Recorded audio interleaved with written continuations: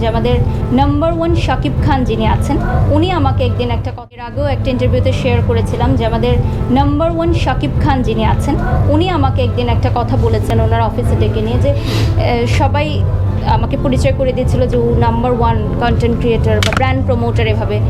তখন আমি বলছিলাম যে না আমি খুবই ক্ষুদ্র একজন সামান্য মানুষ। তো সেটাকে উনি সাপোর্ট করলেন। উনি বললেন যে তুমি যখন নাম্বার 1 মনে করবা তোমাকে, তখন তোমার 2-3 হওয়ার একটা সম্ভাবনা থাকবে, বাট তুমি যখন নিজেকে 0 মনে করবে যে ইউ আর 0, তখন কিন্তু তুমি আর কোনো কম্পিটিশনেই তুমি থাকবে না, তুমি হবে একদম কম্পিটিশন ছাড়া, তুমি হয়ে যাবে জাজ। সো বিষয়টা আমার কাছে খুবই দারুণ লেগেছে ওনার এই কথাটা, যে আসলেই আমরা নিজেকে নাম্বার 1-2-3 মনে করি, এটা আসলে ভুল। নিজেকে 0 মনে করা উচিত, কারণ আল্লাহ তাআলা যা দিয়েছেন তা যে কোনো মুহূর্তে কেড়ে নিতে পারেন। সবই গড গিফটেড। ফেম বলেন, মানি বলেন, আমাদের রিজিক বলেন, সব কিছুই গড গিফটেড। এই যে আজকে আমি এখানে দাঁড়িয়ে আছি, এটাও আমার তকদিরে লেখা ছিল, বিধায় আমি এখানে দাঁড়িয়ে আছি। জানতে চাইবো, কিছুদিন আগে ওয়াইফাই অ্যাওয়ার্ড অনুষ্ঠিত হয়ে গেল এবং সেখানে একটা অনাকাঙ্ক্ষিত ঘটনা ঘটে গেছে। আমরা যেটা দেখছি, একজন গেস্টের আসলে ব্যাগ চুরি গিয়েছে এবং কে করেছে সেটাও দেখা হয়েছিল। মানে এমন একটা অনুষ্ঠানে এবং ওইরকম একটা পরিবেশে এই ধরনের অনাকাঙ্ক্ষিত ঘটনা ব্যাপারটা আপনি কিভাবে দেখছেন? এটা তো আসলে হল কর্তৃপক্ষর বা আমাদের ইনস্টিটিউটের পক্ষ থেকে কোনো দোষ নয়। এটা আসলে অনাকাঙ্ক্ষিত ঘটনা, যেমনটি আপনি বললেন। এটা নিয়ে তদন্ত চলছে, আমাদের বাইফা টিম বা হল কর্তৃপক্ষদের তদন্ত চলছে এবং এটা আইনি পর্যায়ে চলে গেছে। সো আমরা আইনের প্রতি শ্রদ্ধাশীল, এটা আপনারা অফিসিয়ালি জানতে পারবেন। আচ্ছা, আমরা আপনাদের সাথে দেখতে পাচ্ছি একজন কন্টেন্ট ক্রিয়েটর যে শান্ত, একটা দিন আপনাদের সাথে তার পথ চলাটা খুব বেশি দেখা যাচ্ছে এই মুহূর্তে। আসলে তার সম্পর্কে একটু আপনার কাছ থেকে জানতে চাই।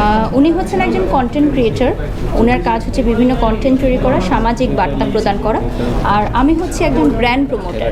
সো একজন ব্র্যান্ড প্রমোটার এবং কন্টেন্ট ক্রিয়েটর যখন একসাথে হয় তখন ভালো কিছু হয়। এবং আমাদের বেশ কিছু প্রোগ্রাম আছে সামনে। আমরা নারায়ণগঞ্জে একটা ইভেন্ট করছি, জেকে শান্ত এবং বাড়ির শখ একসাথে আছেন, ওখানে গৌতম সাহা দাদাও আছেন, আরও অনেক সেলিব্রিটিসরা আছেন। সো আই গেস একটা ব্যবসায়িকদের জন্য একটা লুফে নেওয়ার মতো, যে একজন কন্টেন্ট ক্রিয়েটর এবং ব্র্যান্ড প্রমোটার দুজন যখন একসাথে হয় তখন আরও ধামাকা হয়। আচ্ছা, বাড়ির শখের আউটফিটে সবসময় চমক থাকে, আজকেও আছে যেমনটা, একটু জানতে চাই আউটফিটটা সম্পর্কে। আউটফিট অলওয়েজ আমি আনজারার ক্যারি করি, আপনারা জানেন। সো একটা আনজারার ডিজাইনের আউটফিট আজকের ইভেন্টের জন্য আসলাম, যেহেতু ঈদের আগে বেশ কয়েকটা প্রোগ্রাম আছে। সো ভাবলাম যে ঈদের আগে একটু গর্জিয়াস লুক নেই। বেশ কিছু অ্যাওয়ার্ড ফাংশনে যেহেতু শাড়ি পরেছি, তো ভাবলাম যে আজকে একটু গাউন পরি, যাচ্ছে। দামটা সম্পর্কে ধারণা দেওয়া যাবে? দাম সম্পর্কে আসলে আমি নিজেও জানি না ভাইয়া, আমি প্রচণ্ড ব্যস্ত ছিলাম। আমার টিম থেকে এই ড্রেসগুলো রেডি করে, আসলে কবে কি পরবো আমি আগামী 1 সপ্তাহ আমি কি পরবো সেই ড্রেসগুলোও রেডি করে দেওয়া আছে। সো জাস্ট হচ্ছে প্রোগ্রাম দেখে ড্রেস পরে ফেলি, প্রাইস দেখিনি। ভক্তদের উদ্দেশ্যে ভক্তদের জন্য এটুকুই বলবো যে আপনারা এত ভালোবাসা দেন শুধুমাত্র ক্যামেরার পর্দায় দেখে, এটার জন্য আপনাদেরকে অনেক অনেক ধন্যবাদ এবং ভালোবাসার। সামনে ঈদুল আজহা আসছে, সবাই পরিবারের সাথে আনন্দে ঈদ কাটুক, সবার ঈদ হোক সেফ, কারণ সবাই বাড়ি যায়।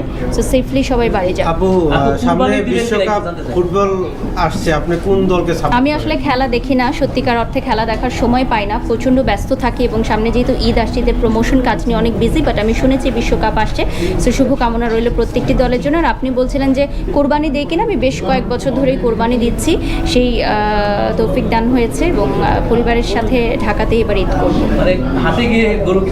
না, ওই অভিজ্ঞতা নেই। আমার মেয়ে যায়, আমার মেয়ে পছন্দ করে, বাবার সাথে যায়, আমি যাই না, আমার ভয় লাগে। Thank you so much. আপু একটু একটা শুভেচ্ছা বার্তা আমাদের দৈনিক সংবাদের ৭৬তম প্রতিষ্ঠা। প্রশ্ন করেন না। ওকে, থ্যাংক ইউ।